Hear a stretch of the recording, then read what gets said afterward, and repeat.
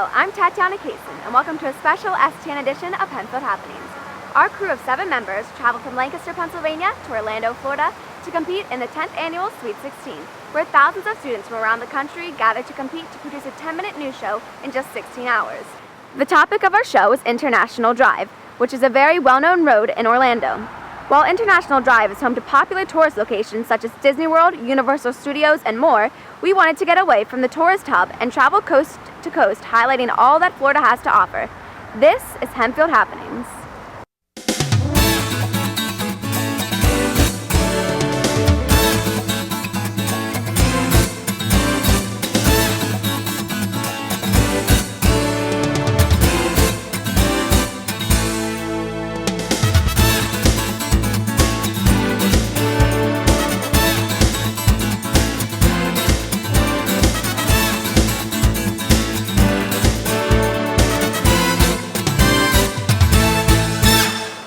From the new and modernized buildings on International Drive lies a historic cabin called Sam's House.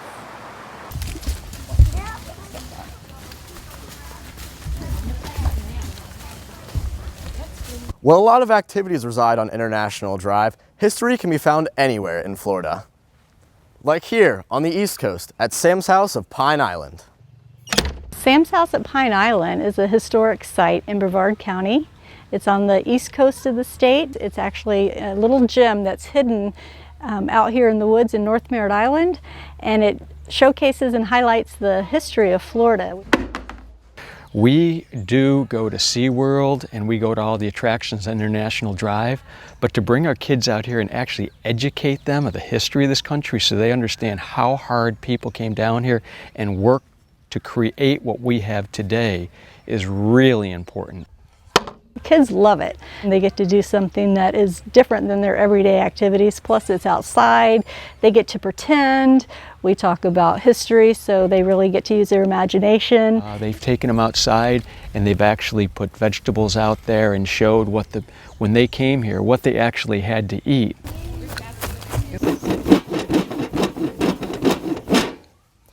While International Drive has all the sights and sounds of modern tourism, sometimes you have to go off the beaten path to see a more quiet, hands-on view of history. For STN, I'm Andrew Morris. Wet n Wild is a popular water park on International Drive. But Megan McGuire traveled to the west coast of Florida and found a water park with a distinct difference.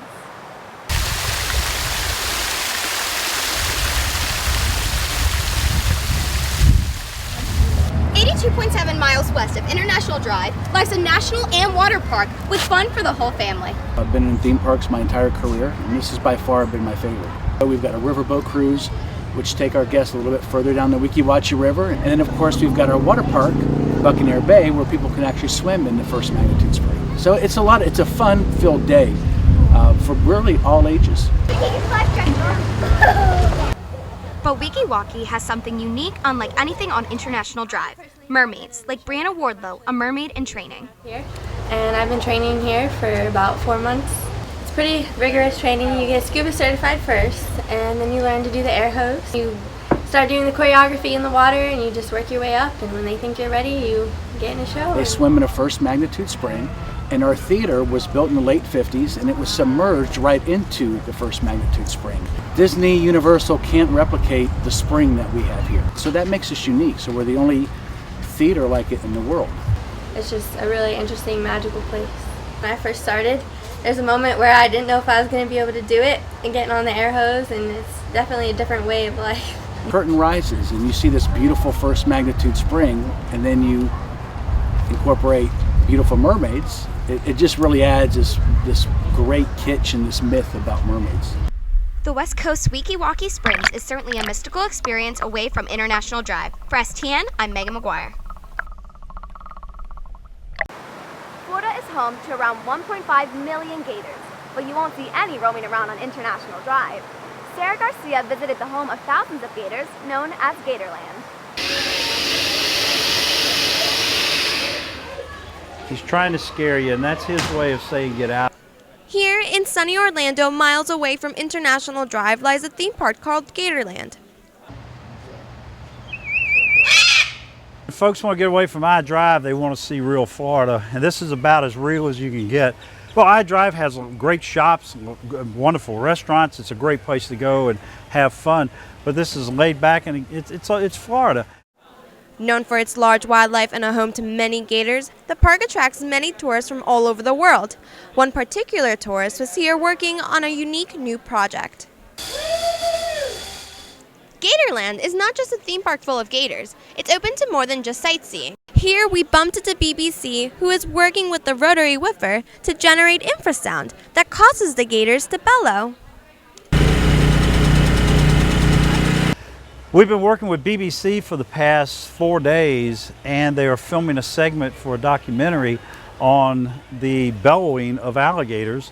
And a gentleman over in Tallahassee built these 2 gigantic speakers, if you will, that replicate that bellowing sound. The transducer inside is called a rotary woofer, and our company, Eminent Technology, manufactures rotary woofers.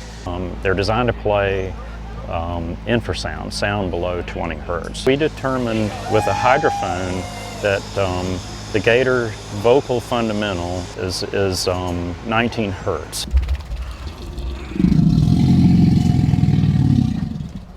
Bellowing is a sound that alligators make. It's a roaring sound, and it generates an infrasound. It's a low frequency sound that carries out through the water. They feel it from miles away, and they pick their heads and their tails up. They draw in this enormous amount of air, and then they kind of sink back in the water and resonate. Gatorland has welcomed many people beyond International Drive, including those outside the country interested in the Florida wildlife. For STN, I'm Sarah Garcia.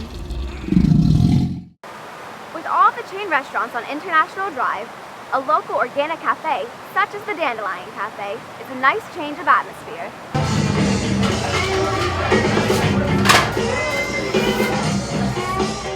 When people visit Orlando, they tend to visit the hotspots like International Drive. But if you go just off the beaten path, you'll find locally owned businesses that show the true Orlando, like here at the Dandelion Cafe. Dandelion Cafe got started as a booth at a farmer's market, actually. Our whole impetus is to help weave community, and so I was very specific about wanting a house. I wanted it to feel cozy, and I also wanted to have a green space where we could have a garden and for a place for people to relax and stuff like that. It really is about just how real we are. We're real with our food. We're real people with real passions. Artists, musicians work here, and we're really excited about building and co-creating community. The food is excellent. It's all homegrown, so their whole philosophy is to have everything locally grown here, or else they'll reach out to another local grown vendor, so you know you're keeping the local economy alive. Our mission, it literally is to save the world by starting with ourselves. And we do that by luring people into community through good food. And so that's what we do, is we try to build community, because long-term sustainability happens through community, not being so reliant on the corporate town. Orlando is really famous for the theme parks, International Drive, all of that jazz. I'm one of the co-founders of the Our Orlando movement, and that was a local initiative to help support and nurture independent businesses. But to just take Orlando back and not be seen as, okay, we're the theme park tourist destination. We've got so many cool things that are happening that never really get the limelight. So that's what we do, is we kind of serve as an inspiration place, a place for people to get engaged and exchange ideas, and really be able to pursue their own passions. So if you ever want a taste of the true Orlando, stop on by. For STN, I'm Aly Swope. Although International Drive is a popular tourist location, there's so much more Florida to explore from east to west. For STN, I'm Tatiana Kasun.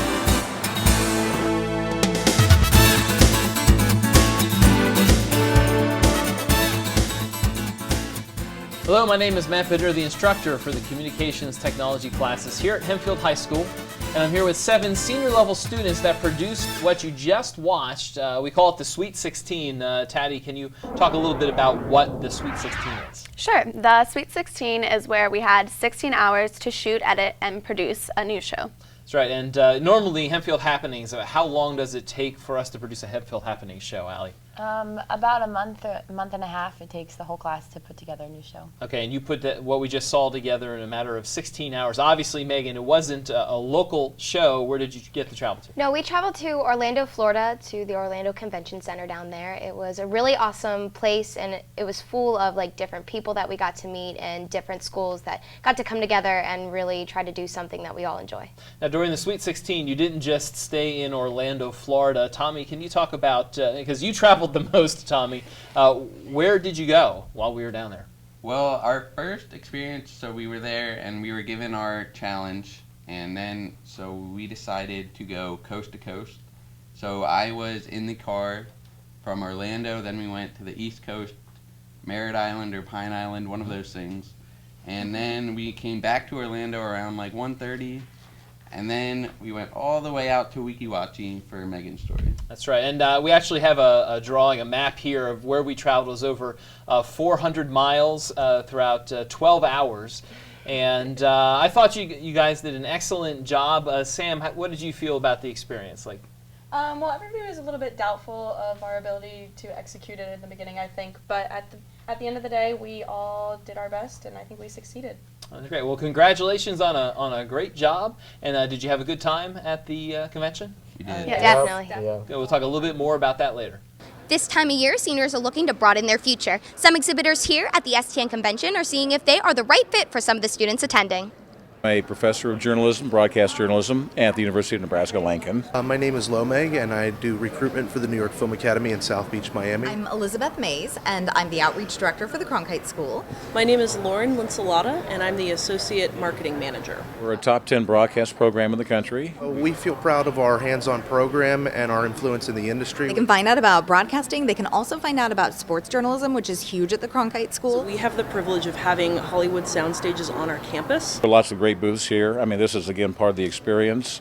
It's important to go to all the booths, first of all, because you never know when you're going to find that dream school. Well, with plenty of college exhibitors here at STN, make sure to go out and meet any that could be a great fit for you. For Student Television Network, I'm Megan McGuire. So, Megan and Sarah, you produced that last little bit. Can you explain what happened there? Yes, it was a competition down at STN called Man on the Street, and me and Sarah went around and interviewed the exhibitors. They were giving us a prompt, and our prompt was meet the exhibitors, so we went around and interviewed them Man on the Street style. She was my awesome camera person, and we worked really well together, especially when it came down to crunch time of editing. That's right, and that was done in Florida, but that's different from the challenge that you had, I know it was a while ago, but back in October. Aly, can you explain the challenge that you had in the fall? Yeah, so STN sent out a challenge to us, and the prompt was Fear of the Unknown. And we had a couple days, I believe it was like 3 days to produce a news feature off of the prompt Fear of the Unknown. And we found a pretty interesting subject to go off of. Can you tell us a little bit about that subject? We contacted the senior Kiana Pearson earlier in the year, around September. She was experiencing some really bad back pains, and they ended up having to go to the hospital to check out what was going on. And it turns out that she was in labor. She was pregnant. It's definitely the fear of the unknown there. Yeah. Right? And so how did she feel about sharing this story with the school? Well, we basically called her, we told her our prompt, we told her what we were planning to do with the story, and she was all for it. She knew that students here at the high school had heard rumors, they didn't know the full story, so she was more than thrilled to share her experience with us and let us know, to tell people her story.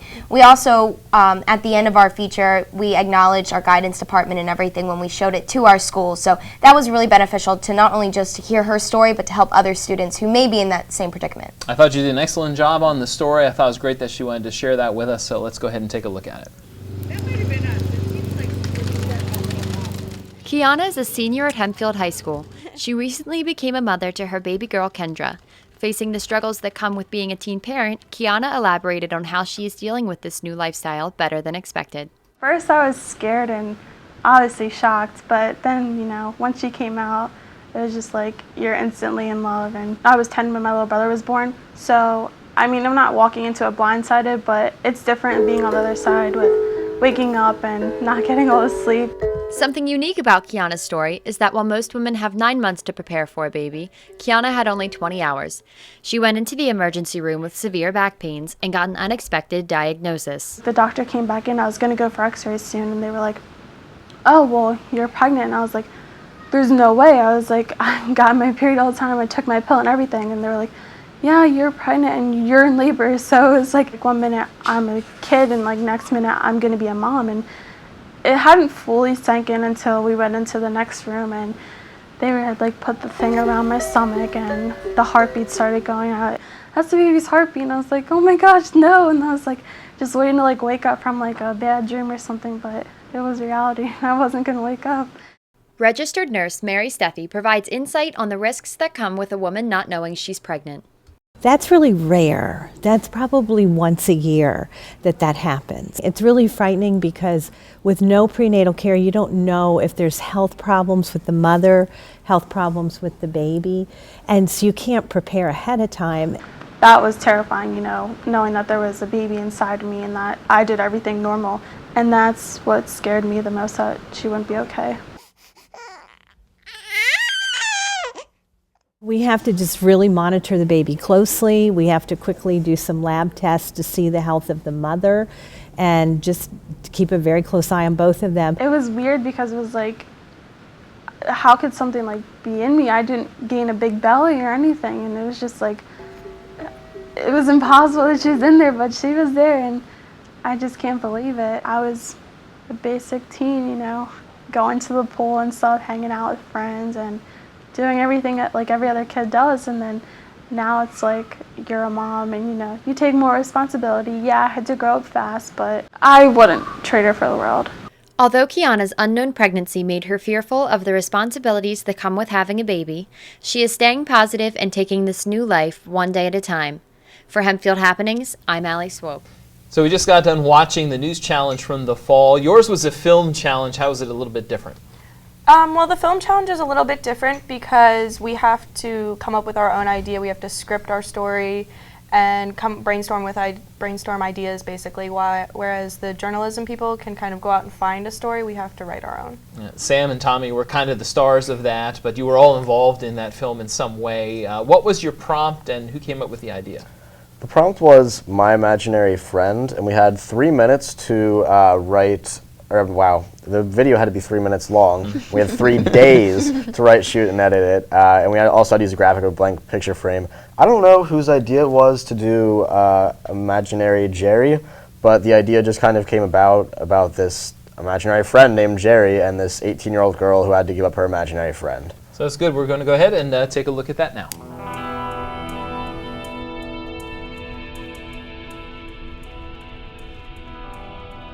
So you know what that cupcake means, don't you? No, what?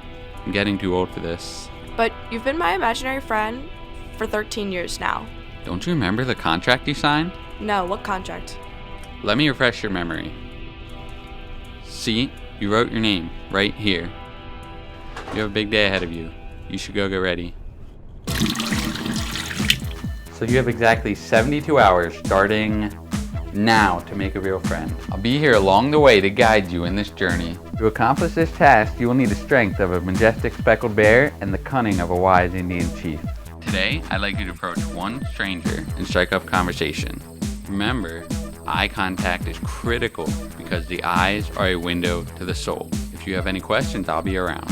Why are we in this field? I don't know, it just feels so nice out here. The sun kissing my imaginary skin. And by the way, if you could stop imagining me in different outfits, I'd like to wear my green V-neck for the rest of my existence, if that's okay with you. See? This is so much more casual. Now go. Hi.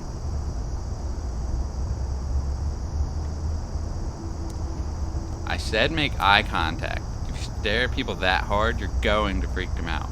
Like, look. She's still running. Hit the showers. Or do whatever. You look really pretty when you sleep. Really? No. Today you need to work on complimenting people. Did you notice how I warmed your heart right there? You need to do the same. Let's go. Hi. I like your face. Oh, thanks. I like your face too. Thanks. Bye. See ya. You should have kept talking to him. He totally liked you. No, he didn't. He would definitely like you a lot more if you actually match your clothes. We'll work on it tomorrow. Hey, don't I know you from somewhere? I was in here yesterday. Oh, you look really pretty. I really like your dress. Do you want to sit down? Sure. How's the new sense of style treating you? Great. I made my first new friend today. Wow, good for you. Hey, look at that.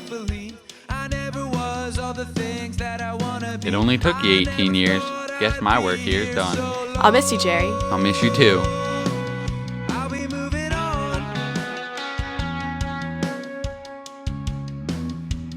Whose glasses are these?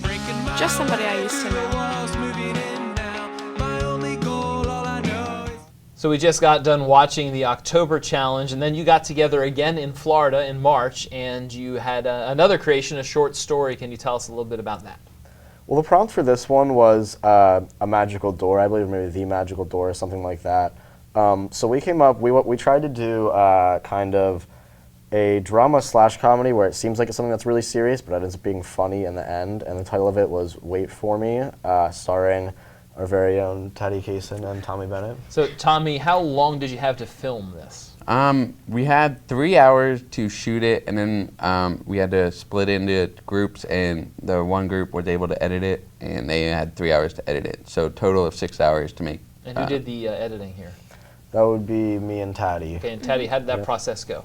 It went fairly well. I mean, we had a couple speed bumps where our computer stopped working all of a sudden, and it was kind of difficult because we didn't have you or Mr. Greer or our teachers there to help us out, and we just had to fix our own problems. But other than that, I think it went really well. Good, yeah, I think you did a fantastic job. So let's go ahead and take a look at that.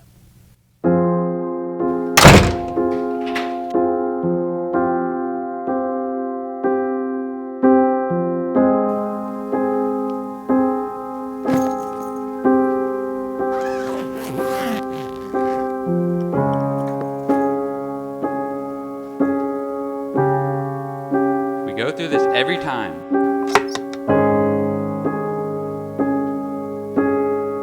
Well, we wouldn't have to if you would just listen to me for once.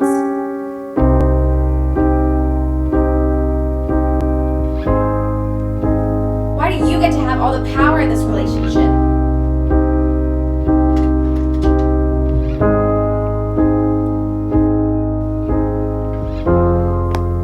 This isn't that big of a deal. Calm down.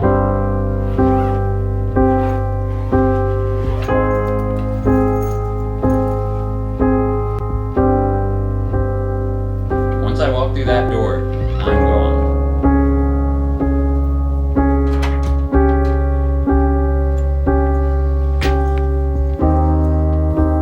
Wait! I'll go meet your parents with you. The magic of opening a door. Wait for me.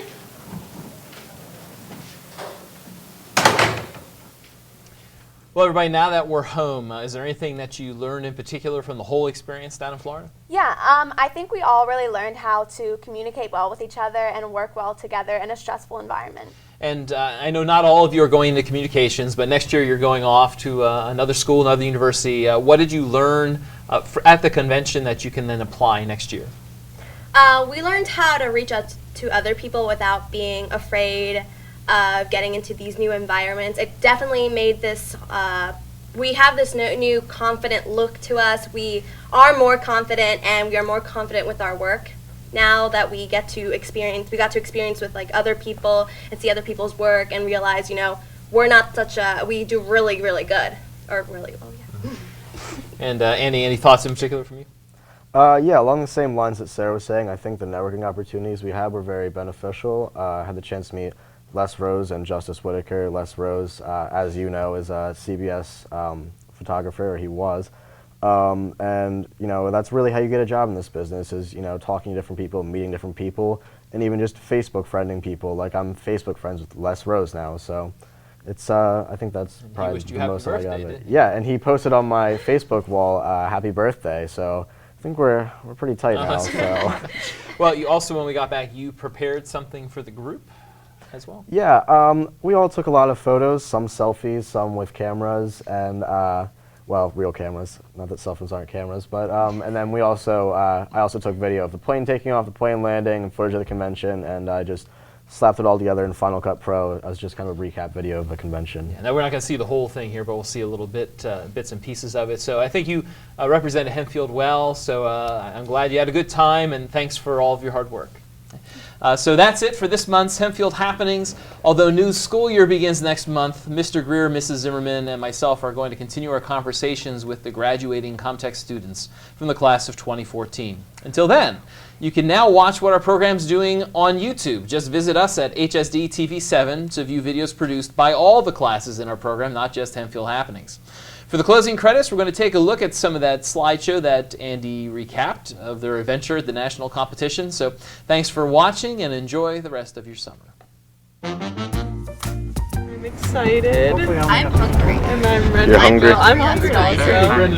Brendan Kind of sleepy. I'm excited. Not really excited for this ride. Okay. No, now it's sports. I can't do it now. Are you excited for STM? Later on.